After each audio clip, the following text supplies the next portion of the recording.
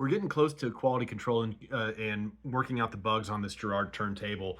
I re-lubricated the motor. I've installed the new motor mounts. The new platter bearings and idler wheel came in today, which is the quickest I've ever gotten it. It's from this dude up in this company up in Canada. So, so we've already got the oh, what did I say? Uh, Platter bearings, not the motor mounts, but the platter bearings came in today. Those are installed.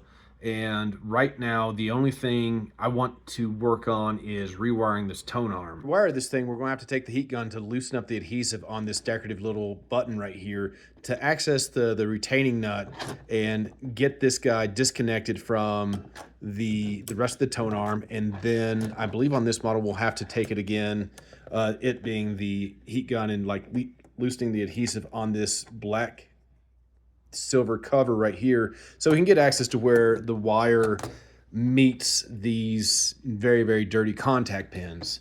Now I don't have tone arm wire this thin.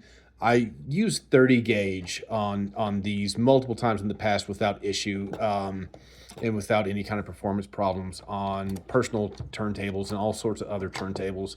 But once I run out of that 30 gauge, we'll go to 32, 34, whatever I can, 30, 34, 36, somewhere in there. So thin wire like this.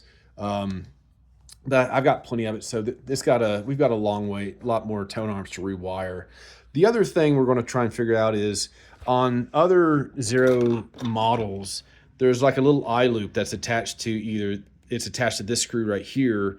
And then that's where the grounding wire is attached to. However, this one, as you see, didn't have that. The tone arm wasn't grounded through either one of the negative channel leads. So we're going to have either do what we've done in the past, and that's fabricate a little loop to ground this tone arm, or I can try and get a little fancy with it and ground it somewhere inside the tone arm and have all 5 of the wires coming out here. But I think, no, we're not going to get fancy with it. We're going to do the loop. We're going to do the little fabrication of the loop for that screw, because if it's a bad solder, and if I try to get fancy with it and solder that negative lead inside the tone arm, then if it doesn't work, then I've got to take the tone arm all the way back apart, and I don't want to do that. So just take it apart once, new wires, and then ground that bastard. But yeah, we're going to get the heat gun to get this decorative plate off, and we're going to have this thing rewired tonight. I meant to do a little quick video about lubricating the new motor, but I was listening to Dungeon Crawler Crawl book 2, and I totally forgot. Took a little bit, but we've got the new wiring going through that tone arm, got it soldered to the leads here into the head shell. And now we're going to go out to the garage and grind this into, so I think we can use this as the little eye hook. So the little screw fits right through there.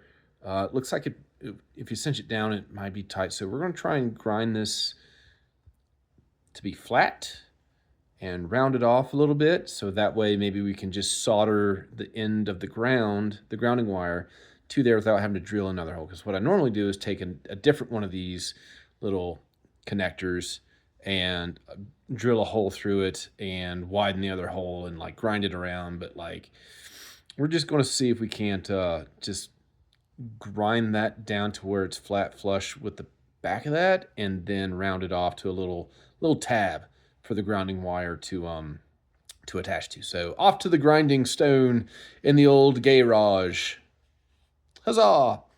We ground it down a good bit. That's enough to have a good little lead for the grounding wire. So fingers crossed that screw's long enough to cinch down that the part it needs to. But yeah, we'll start putting this back together. Solder that grounding wire to it, and then putting the tone arm back together. Stopping point. So there's the fabricated anchor for the, I don't know how fabricated you want to say, but like that has continuity. There's the ground wire. We've got the brand new tone arm wire installed. It's good to go. We threw some polish on those contacts. Let me move out of the way there.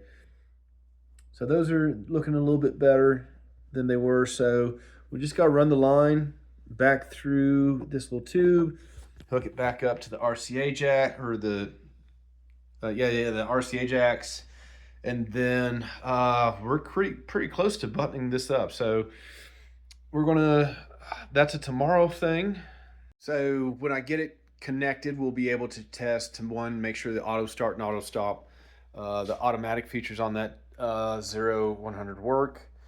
We can also hook it up to the stereo over here, make sure we don't have any grounding hum, and then yeah, I think we're pretty close to getting this rascal done. As far as mechanically, I am going to clean up the dust cover about as best I can, but that'll be, it's not, the dust cover is not in too bad a shape, but it definitely could use a little bit of buff, a little buff, yeah. Yeah, it's going pretty okay so far.